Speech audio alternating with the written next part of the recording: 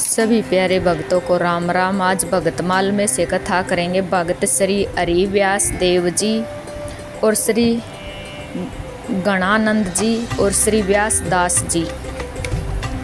श्री भगत हरि व्यास देव जी श्री निम्बार्क संप्रदाय में परम वैष्णव आचार्य श्री हरि व्यास देव जी बहुत ऊंचे संत हो गए। आपका जन्म गौड़ ब्राह्मण कुल में हुआ था। आपने श्री भट्ट से दीक्षा ली थी और पहली बार जब आप दीक्षा के लिए श्री गुरु चरणों में गए उस समय श्री भट्ट जी गोवर्धन में वास कर रहे थे और युगल सरकार श्री प्रिया प्रीतम को गोद में बिठाकर लाड लड़ा रहे थे।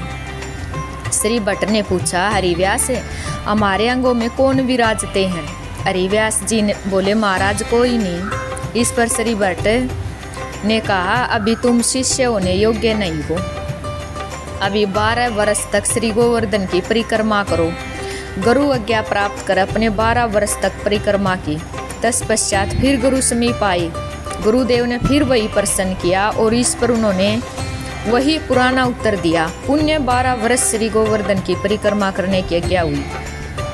आज्ञा शिरोधार्य करके श्री हरि व्यास देव ने पुण्य 12 वर्ष तक परिक्रमा की। तदुपरांत गुरु आश्रम में आए और आचार्य की गोद में प्रिया प्रीतम को देखकर कृतकृत हो चरणों में लौट गए। अब इन्हें योग्य जान आचार्य ने दीक्षा दी।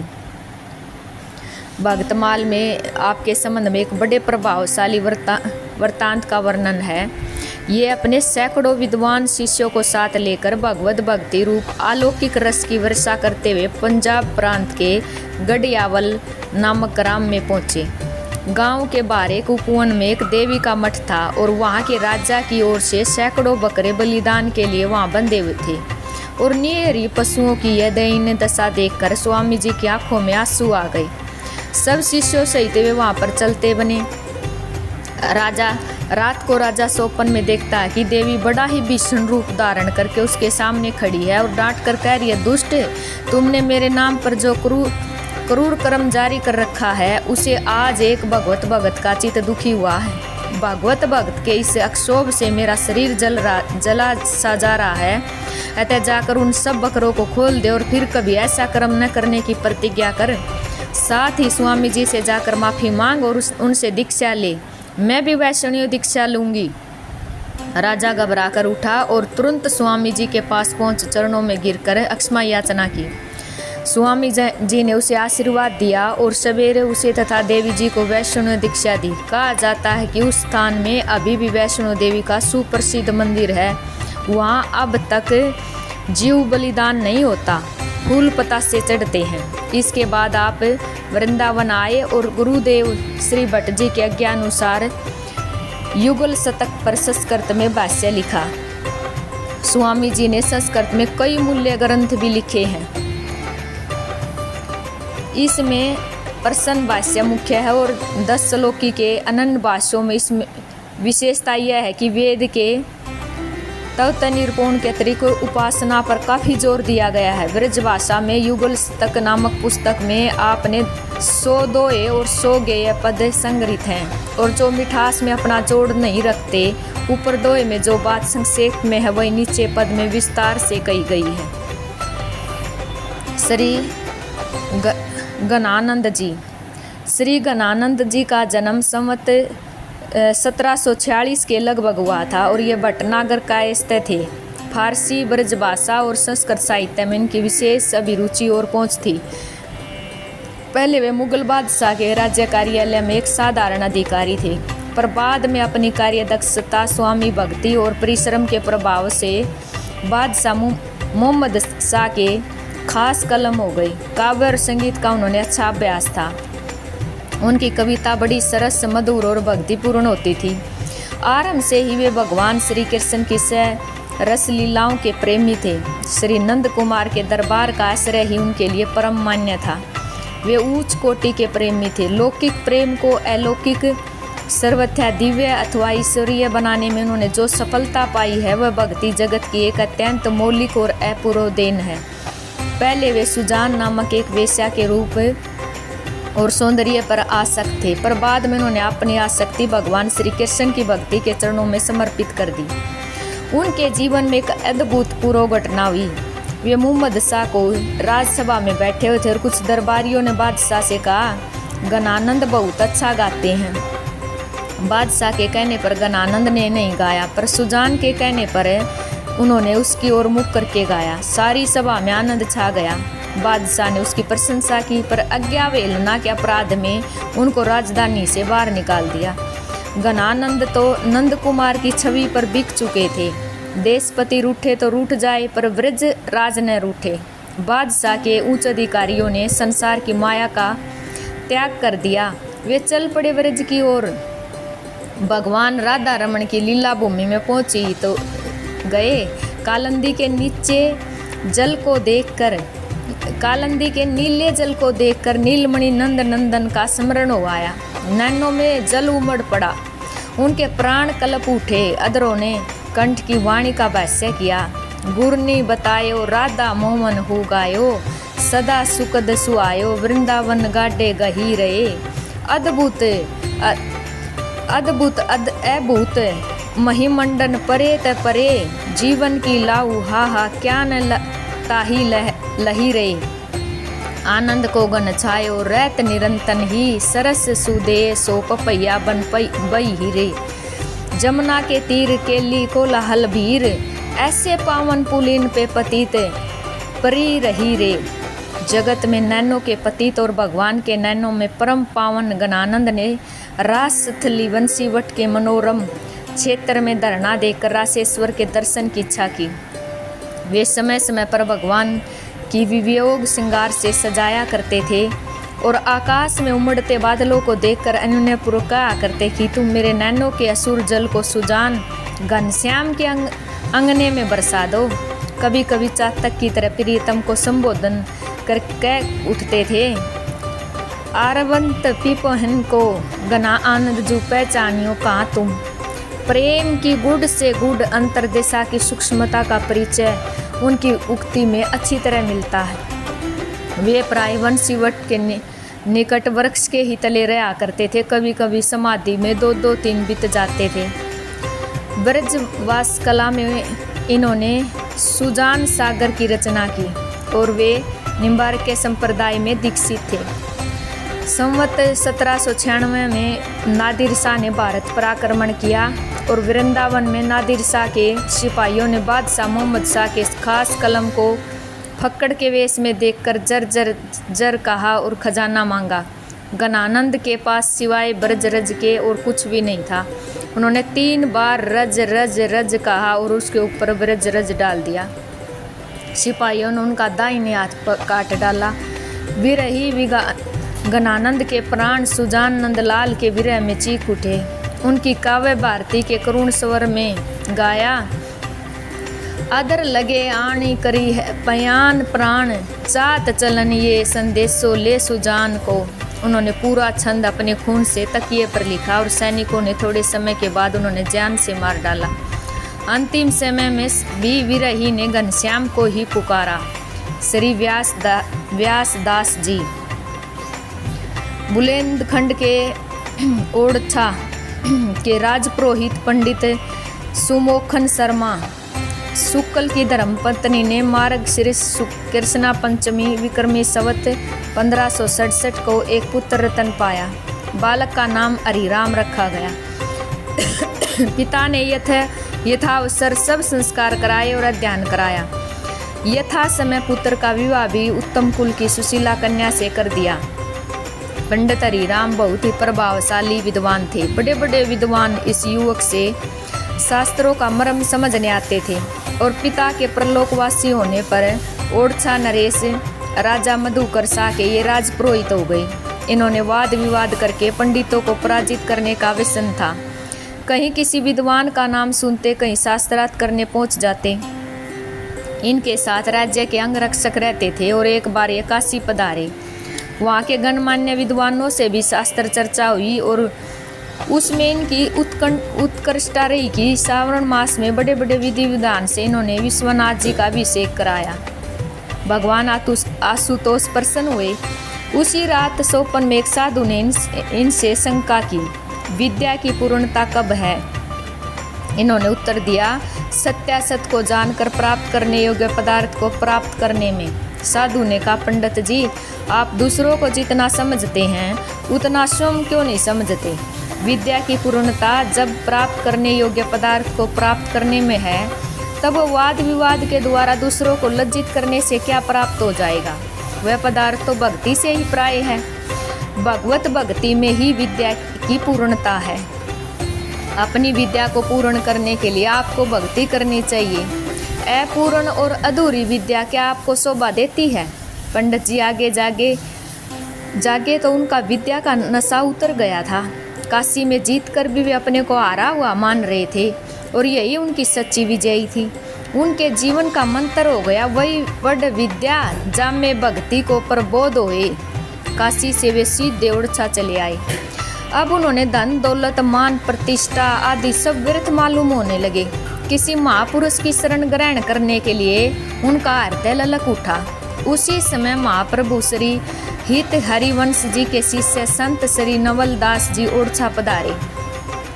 पंडित हरि राम को इनके सत्संग से बड़ी तृप्ति हुई और इनके उपदेश से वे घर द्वार छोड़कर संवत 1591 विक्रमी के कार्तिक मास में वृंदावन पहुँचे। जब ये यमुना स्नान करके श्री हित हरिवंश जी महाप्रभु के पास पहुँचे, तब वे श्री राधा वल्लभ जी को भोग प्रस्तुत करने के लिए रसोई बना रहे थे। उसी समय इन्होंने बात करनी चाहिए। महाप्रभु ने चूल्हे पर से पात्र उतार दिया और जल से अग्नि को शांत कर दिया। इन्होंने कहा, रसोई और चर्चा दोनों काम साथ हो सकते थे। महाप्रभु ने समझाया, 2 स्थानों पर मन लगाए रखना व्यभिचारात्मक चित्तवृत्ति है। यह काल सर्प से ग्रसित है, अतः इस काल व्याल से बचने के लिए चित्त को सब ओर से खींचकर श्री श्याम श्यामा के चरणों में ही लगाने वाला धन्य है। हरिराम ने महाप्रभु से दीक्षा ग्रहण कर ली। अब वे ओरछा के राजपुरोहित नहीं रहे, उनका नाम हो गया व्यास दास। सेवा कुंज के पास एक मंदिर बनवाकर उसमें श्री राधा कृष्ण के युगल स्वरूप को पधार कर ये सेवा में लग गए। कुछ दिनों बाद ओरछा नरेश ने इनको लिवा लाने के लिए अपने मंत्रियों को वृंदावन भेजा। मंत्रियों ने बहुत आग्रह अनुरोध किया, पर श्री धाम वृंदावन छोड़ना इन्होंने स्वीकार नहीं किया। मंत्री ने देखा कि ये ऐसे नहीं चलेंगे, तो श्री हित महाप्रभु जी से प्रार्थना की। महाप्रभु ने स्वीकार कर लिया। स्नान करके आने पर हम व्यासदास से तुम्हारी बातें कहेंगे। इनको जब इस बात का पता लगा कि गुरुदेव ओरछा जाने की आज्ञा देने वाले हैं, तब ये यमुना किनारे जाओ में छिप गए। 3 दिन तक इनका कुछ पता ही नहीं लगा। महाप्रभु ने पता लगाने के लिए शिष्यों को भेजा। गुरुदेव का बुलावा सुनकर ये जाओ में से निकले और देर तक यमुना स्नान करते रहे। फिर बहुत सा कोयला घिसकर मुख पर पोत लिया और एक गदा साथ कर लिया और पूछने पर बोले, जिनकी शरण में आकर मैंने श्री धाम वृंदावन का निवास पाया, वे ही मुझे यहाँ से बाहर जाने की आज्ञा देने वाले हैं। उनकी आज्ञा से इस दिव्य धाम से मुख काला करके गधे पर बैठकर मुझे नरक रूप संसार में विविष्ट जाना पड़ेगा। उस समय कोयला और गधा कदाची न मिले, इसलिए मैंने अभी से इन्हें ले लिया। यह समाचार महाप्रभु तक शिष्यों ने पहुंचाया तो महाप्रभु बोले, मैं उस बड़भागी से वृंदावन छोड़ने के विषय में एक शब्द भी नहीं कहूँगा। व्यर्थ ही मैंने उसके भगत हृदय को क्लेश दिया। गुरुदेव की इस बात का समाचार पाकर मुख धोकर व्यासदास ने आकर उनके चरणों में प्रणाम किया और महाप्रभु ने इनको उठाकर हृदय से लगा लिया। मंत्री का आग्रह बना ही था, उसने इनके साथ अपने आदमी कर दिए जिससे ये कहीं छिप न जाए। दूसरे दिन भगवान का भोग लग जाने के पश्चात भक्तों की पंगत बैठी। जब भगत प्रसाद पाकर उठे गए, तब अपने नित्य के नियम अनुसार व्यासदास जी ने सभी भक्तों की पतलों में से उठाकर जूठन शीत ग्रहण किया। यह सब देखकर मंत्री ने समझ लिया कि अब ये आचार से गिर गए हैं, राजपुरोहित होने योग्य नहीं रही। मंत्री की श्रद्धा हो गई। मंत्री ने इनसे महाराज के नाम पर पत्र ले लिया और लौट गई। मंत्री ने ओरछे जाकर राजा मधुकर शाह को पत्र दिया और बताया, राजपुरोहित अब सबका झूठा खाने लगे हैं, वे यहाँ ले आने योग्य नहीं हैं। राजा भगवत भगत थे, उनके ऊपर दूसरा ही प्रभाव पड़ा। वे सोचने लगे मेरे राज पुरोहित अब सच्चे महापुरुष हो गए। यदि वे एक दिन को भी यहाँ आ जाए तो राज्य और राजमहल धन्य हो जाए। अतः अब सोम राजा उन्होंने मनाने वृंदावन पहुँचे। राजा मधुकरसा ने वृंदावन आकर व्यासदास जी से आग्रह प्रारंभ किया, अधिक नहीं तो एक दिन के लिए तो सही आप ओडिशा के एक बार अवश्य पधारे। व्यासदास जी ने इन्हें टालने लगे। कभी कोई फूल बंगला दर्शन करने को कहते, कभी कोई उत्सव। महाराज के आग्रह से संत बीन से कहने लगे कि एक दिन के लिए जाने में क्या हानि है, परंतु इन्हें तो वृंदावन से बाहर न जाने का नियम कर लिया था। अंत में राजा ने अपने कर्मचारियों को बलपूर्वक इनको पालकी में बिठाकर ले चलने को कहा। इन्होंने कहा, जब चलना ही है तो मुझे अपने भाई बंधुओं से मिल तो लेने दो। एक एक कदम या तमाल से भुजा फैलाकर व्यासदास जी मिलने लगे। देर तक उससे चिपटे रहते, फूट फूट कर रो रहे थे। एक से हटने पर दूसरे से जा चिपटते, कहते, तुम ही मेरे सर्वस्व हो, तुम ही मेरे पुरुषार्थ हो, तुम मुझ पर दया क्यों नहीं करते, तुम मुझे दीन को क्यों छोड़ रहे हो, मुझसे ऐसा कौन सा अपराध हो गया, तुमको छोड़कर मैं जी नहीं सकता। राजा मधुकरसा का हृदय व्यासदास जी के लिए टूट पड़ता था। वे किसी प्रकार एक बार इन्हें ओडिशा ले जाना चाहते थे और अंत में निराश होकर वे रो पड़े। हाथ जोड़कर चरणों पर सिर रख क्षमा मांगते हुए बोले, आपने मेरे दुराग्रह से बहुत कष्ट उठाया, आपके हृदय का स्वार्थवश मैंने बहुत व्यथा दी, इतने पर भी आपने मुझे कोई कठोर वचन नहीं कहे, मेरे स्नेह को तोड़ा नहीं, मेरे अपराध को क्षमा कर दे, मैं अब और हठ नहीं करूँगा। आपकी जिसमें प्रसन्नता हो वही करें, मुझे अपना अनुचर जानकर उपदेश करें। व्यासदास ने राजा को भगवत भक्ति और संत सेवा का उपदेश दिया। गुरु की आज्ञा से ओडिशा नरेश लौट आए। राज पुरोहितानी जी ने जब देखा कि मेरे पति देव राजा के जाने पर भी नहीं लौटे, तब वे स्वयं वृंदावन पुत्रों के साथ पहुंची। व्यासदास जी ने पूरी उदासीनता दिखाई। उन्हें भला अब स्त्री पुत्रों से क्या मोह, क्या प्रयोजन। लोगों ने सिफारिश की तो उन्होंने कहा, जो नारी परमार्थ में न लगी हो उसे पास रखना तो यम के पास में अपने गले को फंसा लेना है। पतिव्रता स्त्री पति के चरणों में गिर पड़ी और उसने जैसे पति देव आज्ञा करे वैसे ही रहना स्वीकार किया। व्यासदास जी ने दीक्षा देकर उनका नाम वैष्णुदासी रख दिया और संतों की सेवा में लगे रहने का उन्होंने उपदेश किया। माता ने अपने पुत्रों को भी पास रखने की अनुमति चाहिए। बहुत आग्रह करने पर यह प्रार्थना भी स्वीकार हो गई, पर पुत्रों की दीक्षा व्यासदास ने नहीं दी। उनमें से एक पुत्र ने एक दिन संत स्वामी हरिदास जी की प्रशंसा की, तब आप उस पर प्रसन्न हो गए, उसे अपने स्वामी जी से दीक्षा लेने की आज्ञा दे दी। वे चतुर युगल किशोरदास नाम से प्रसिद्ध हुए। संतों में इनका बहुत अनुराग था। वृंदावन छोड़कर ये कहीं नहीं गए, इनके भाव पूर्ण पद मिलते हैं। व्यासदास जी भगवान के भक्तों के तथा भगवत प्रसाद के अनन्य भगत थे। एक बार रास के समय श्री राधा रानी के चरणों का निपुर टूट गया। तब आपने ये जो कोई तोड़कर उसे गूंथ दिया और लोगों ने पूछा, आपने ये क्या किया? तो बोले, अब तक तो इसका बाहरी डोता आया था, आज ये सफल हो गया। ये बड़े ही सहनशील थे।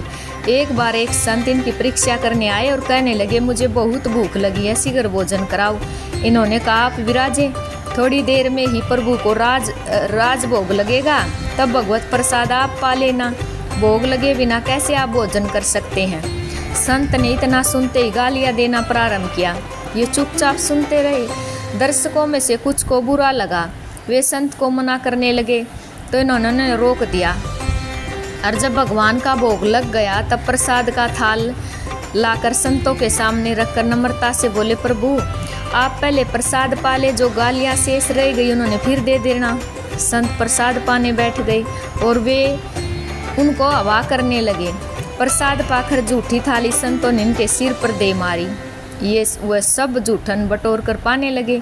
अब तो वे संत इनके चरणों पर गिर पड़े और बोले, आपके धैर्य और साधु सेवा को धन्य है।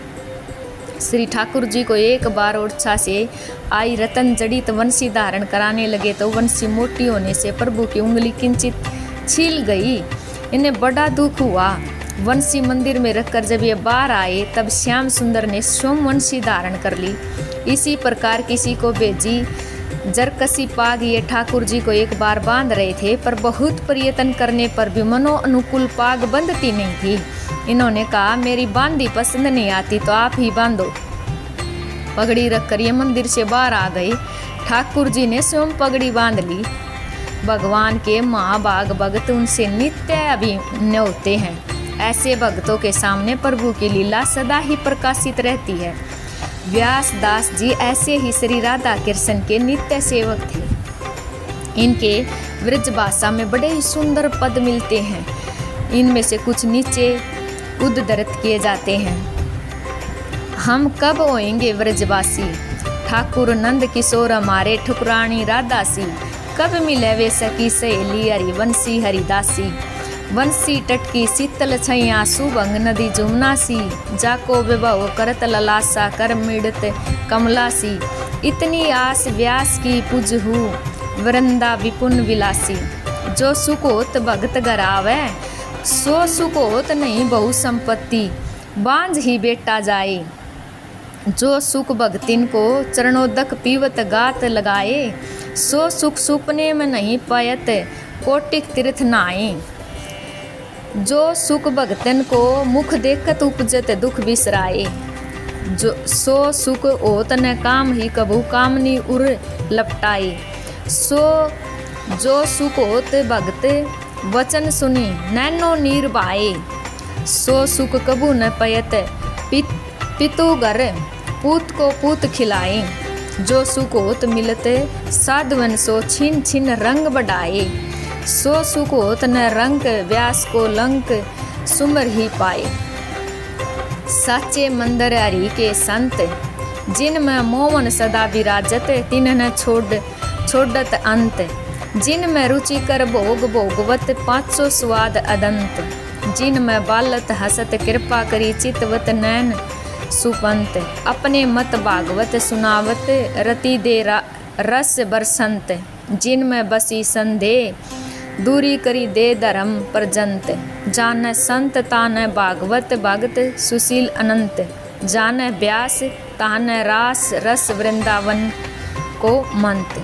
सभी प्यारे भक्तों को राम राम जी।